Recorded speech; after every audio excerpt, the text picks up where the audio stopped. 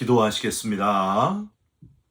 하나님 감사합니다. 사순절 25번째 날을 허락해 주시고 첫 시간 주님 앞에 나와 엎드려 사람과 만나기 전에 먼저 하나님과 만나게 하신 것을 감사드립니다.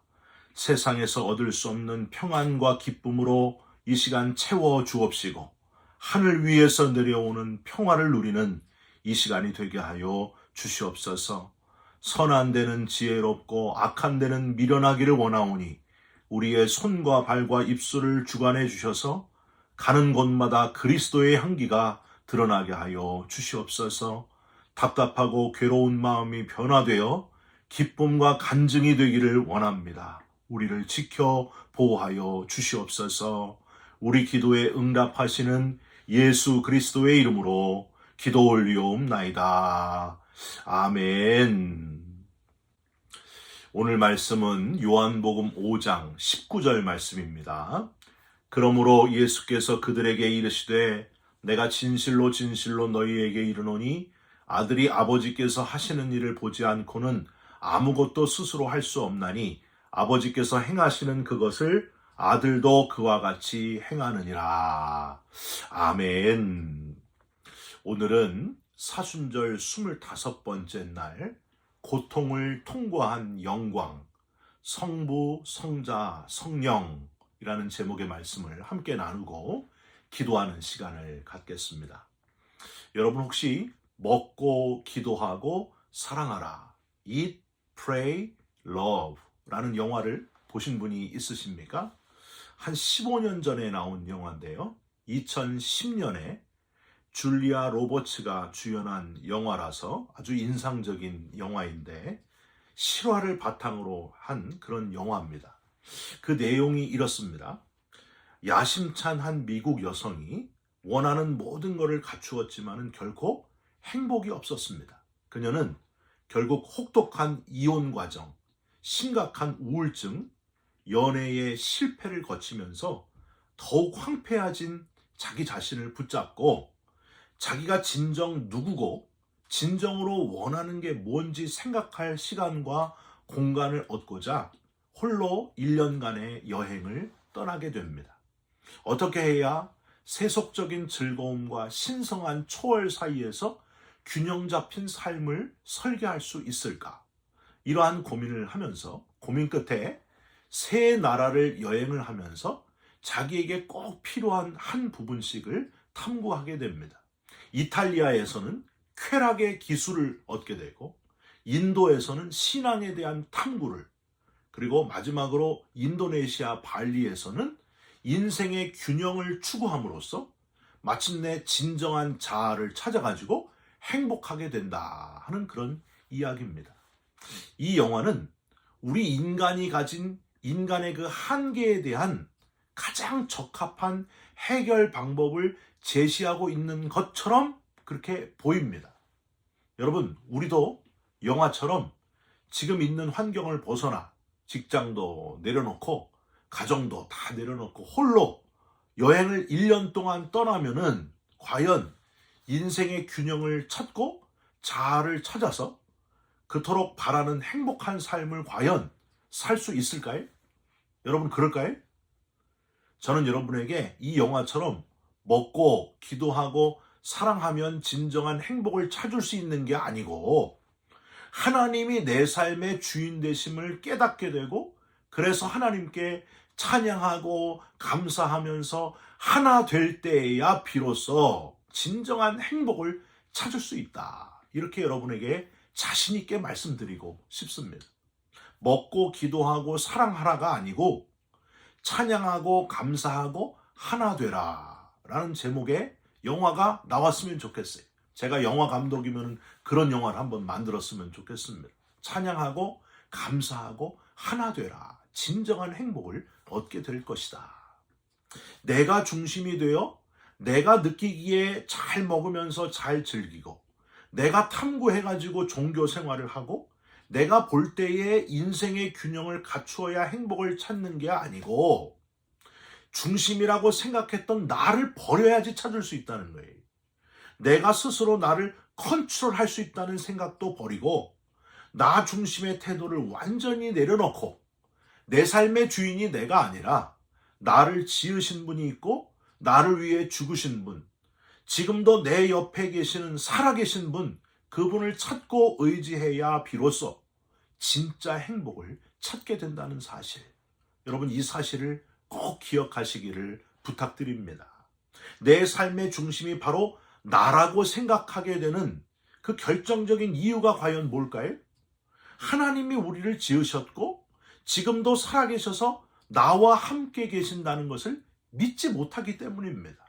사랑하는 성도 여러분, 하나님은 누구신가 하는 걸 다시 분명하게 깨달으시고 내 삶의 하나님이 주인이시고 중심이 하나님이시다 하는 것을 분명하게 고백하면서 그렇게 살아가시기를 주님의 이름으로 부탁드립니다. 하나님이 내 삶의 주인이요 중심인 것을 분명하게 알 수 있는 것 중에 하나가 바로 삼위일체입니다. 삼위일체의 하나님, 하나가 셋이고 셋이 하나이신 삼위일체로 존재하시는 하나님, 성부, 성자, 성령이 하나이심, 이렇게 존재하는 게 세상에 있습니까? 없습니까? 없습니다. 여러분, 왜 그럴까요? 세상보다 우리 인간들보다 먼저 존재하셨던 분이 바로 하나님이시기 때문입니다. 그리고 세상보다 우리들보다 맨 나중에 영원까지 존재하실 분은 바로 하나님이시기 때문입니다. 갓난 아기가 태어나 보니까 부모님이 존재하는 거예요. 아이가 성장할 때까지는 부모님이 어떻게 존재하지를 깨닫지를 못합니다. 그처럼 우리보다 먼저 계신 삼위일체로 존재하시는 하나님을 우리는 이 육신 장막을 벗을 때까지는 도저히 깨달을 수 없다는 사실이에요. 그걸 진짜 깨닫기가 어렵다는 겁니다. 우리보다 먼저 계시되 스스로 존재하시면서 세 분이 한 분이고 한 분이 세 분이신 삼위일체의 하나님을 향하여 왜 찬양을 해야 되고 왜 감사해야 되고 왜 우리가 하나 돼야 되는 걸까요? 우선 하나님, 성부 하나님은 우리를 지으시고 좋아하시는 분이셨기 때문입니다. 여섯째 날 사람을 지으셨잖아요. 그리고 뭐라고 하셨어요? 보시기에 심히 좋았더라 하셨습니다. 가장 좋았다는 거예요. 모든 것 만드신 것보다 더 좋은, 가장 좋은 때가 바로 사람을 만드시고 나서였습니다. 여러분, 그저 보고만 있어도 우리를 보시고 흐뭇해 하시는 하나님이신 것을 여러분 알고 계십니까? 아버지와 까치 이야기를 들어보셨어요? 연로하시고 백발이시고 치매가 있으신 한 아버지가 아들에게 창밖에 앉아있는 까치를 보면서 물어봅니다. 얘야, 저게 뭐냐? 그랬더니 아들이 아버지 까치예요. 조금 지났습니다. 또 아버지가 물어봐요. 치매가 있으셔가지고 얘야, 저게 뭐냐? 그랬더니 아버지 까치예요. 아까 말씀드렸잖아요. 까치라고요. 또 한참 지났습니다. 또 아버지가 또 물어요. 얘야, 저게 뭐냐? 아들은 짜증을 내면서 답을 합니다. 아버지, 안 들려요? 까치라고요. 몇 번을 말씀드려야 돼요. 까치라고요. 제발 좀 알아세요. 까치. 옆에 듣고 있던 어머니가 이렇게 말씀을 하십니다. 아범아, 너는 어렸을 때 저게 무슨 새냐고 100번이나 더 물었단다. 그때마다 아버지는 까칠한다. 100번 이상을 너에게 다 답을 하시면서 말하는 네가 너무 귀여워가지고 네 머리를 쓰다듬어 주셨지. 그래서 내가 말을 배울 수 있었던 거란다. 아들은 눈에 눈물이 핑 돌았고 아버지한테 죄송하다고 용서를 빌었다 하는 그런 이야기입니다. 사랑하는 성도 여러분, 우리는요, 하나님께 우리가 뭔가를 드려야 하나님이 좋아하실 거라고 생각할 때가 많은데, 하나님은 우리가 이렇게 있는 것만으로도, 우리의 존재만으로도 기뻐하시고 아버지께 묻는 것도 구하는 것도 다 기뻐하시는 그런 아버지시다 하는 사실을 여러분 꼭 기억하시기를 주님의 이름으로 부탁드립니다. 우리의 존재만으로도 너무 기뻐하시는 하나님께 우리가 당연히 뭐 해야 된다고요? 찬양을 해야 된다는 거예요. 하나님께 영광을 돌리면서 하나님께 최고로 감사를 돌리면 하나님이 얼마나 기뻐하실까요? 찬양하고 또 찬양하고 소리 높여 찬양하고 두 손 들고 찬양하고 마음껏 여호와를 찬양하시기를, 하나님을 높이시기를 주님의 이름으로 부탁드립니다. 고린도전서 6장 19절 20절, 너희 몸은 너희가 하나님께로부터 받은 바 너희 가운데 계신 성령의 전인 줄을 알지 못하느냐. 너희는 너희 자신의 것이 아니라 값으로 산 것이 되었으니 그런즉 너희 몸으로 하나님께 영광을 돌리라. 우리를 지으신 아버지 하나님께 찬양하며 영광을 돌리면서 오늘 하루를 살아가시기를, 평생 찬양하며 영광을 돌리는 삶을 살아가시기를 주님의 이름으로 부탁드립니다. 두 번째로, 성자 하나님 예수 그리스도는 우리를 위해 목숨을 내어주신 분입니다. 우리가 할 일은 감사밖에 없는 거예요. 생명 내어주신 주님께 감사 또 감사할 뿐입니다. 목숨을 주신 분께 얼마를 드려야 여러분 목숨값이 될까요? 여러분, 사람의 목숨값이 얼마나 될까요? 돈으로 매길 수가 있어요, 없어요? 없습니다. 돈을 줄 테니 대신 사형을 당해 달라. 얼마의 값이 적당할까요? 돈으로 계산할 수가 없다는 거예요. 돈으로 그 가치를 매길 수 없는 생명, 목숨을 아낌없이 저와 여러분을 위해 내어주신 예수 그리스도. 여러분, 예수 그리스도는 하나님의 하나뿐인 독생자이시지만은 사실 하나님과 같은 분이셨습니다. 오늘 본문 요한복음 5장 19절을 다시 한번 보세요. 그러므로 예수께서 그들에게 이르시되 내가 진실로 진실로 너희에게 이르노니 아들이 아버지께서 하시는 일을 보지 않고는 아무것도 스스로 할 수 없나니 아버지께서 행하시는 그것을 아들도 그와 같이 행하느니라. 아들이신 예수 그리스도께서 아버지께서 하시는 일을 똑같이 보시고 똑같이 행하시는 분이다. 바로 그 표현을 하고 있는 거예요. 여러분, 이스라엘의 아버지 되시는 하나님을 친아버지처럼 묘사하니까 신성 모독이라고 예수님을 비난하는 유대인들을 향해서 예수님은 나와 아버지는 항상 같다 하심을 아주 강하게 강력하게 표현하시는 부분이 바로 오늘 본문입니다. 유대인들이 이렇게 예수님을 신성 모독이라고 하는 이유는요, 왜 그랬을까요? 사실 그 속에 우리만 택하신 족속이라는 특권의식, 교만이 자리 잡고 있었기 때문입니다.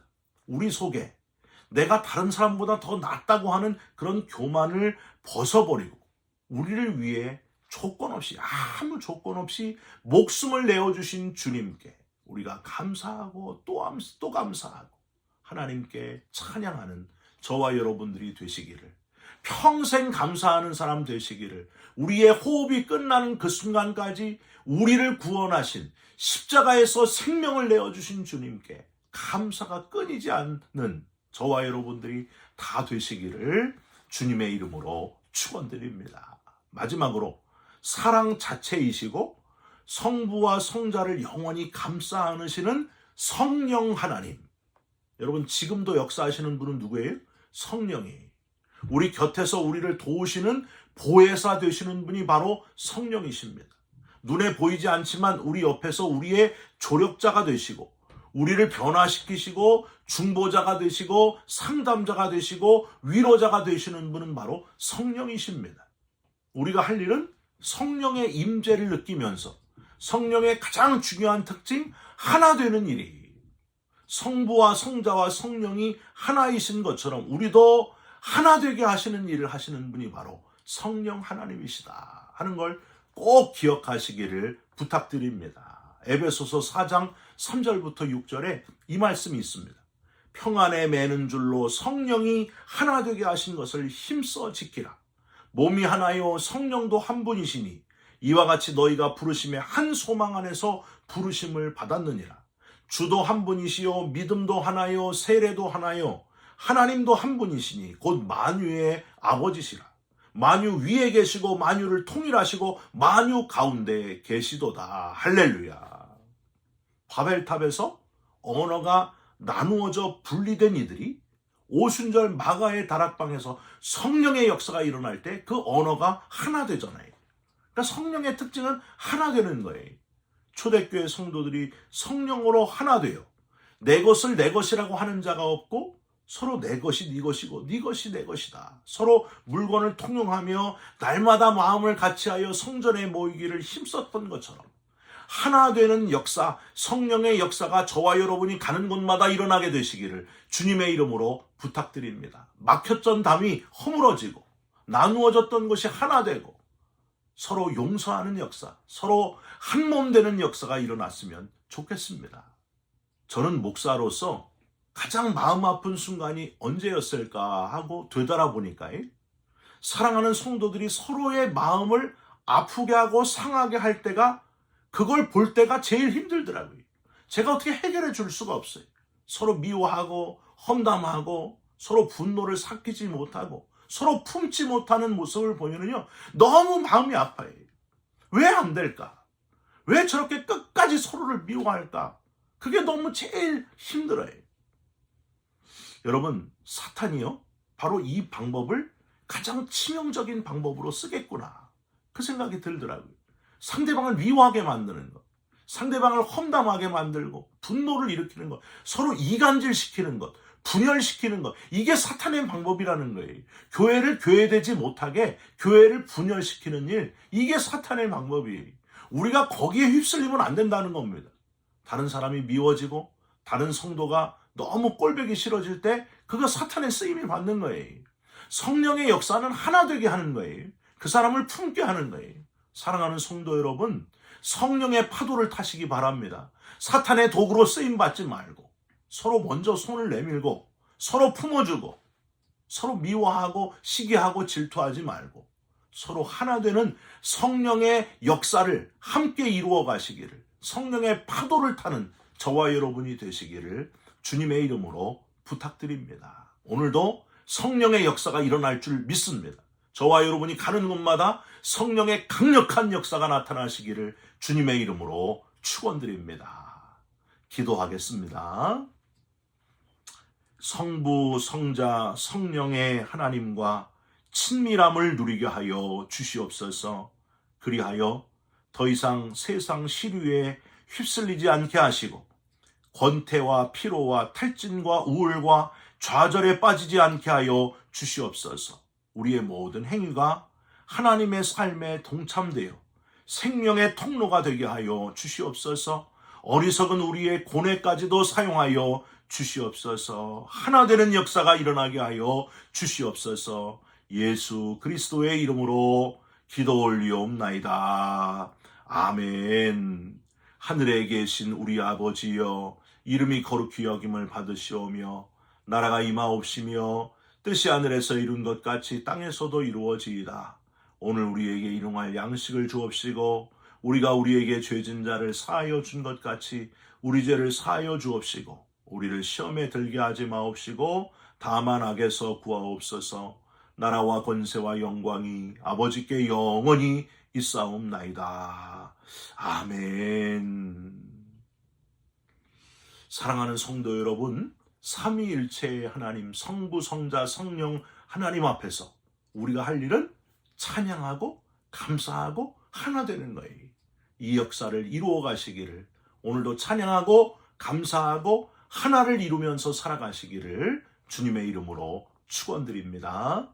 여러분 사랑합니다. 축복합니다. 감사합니다.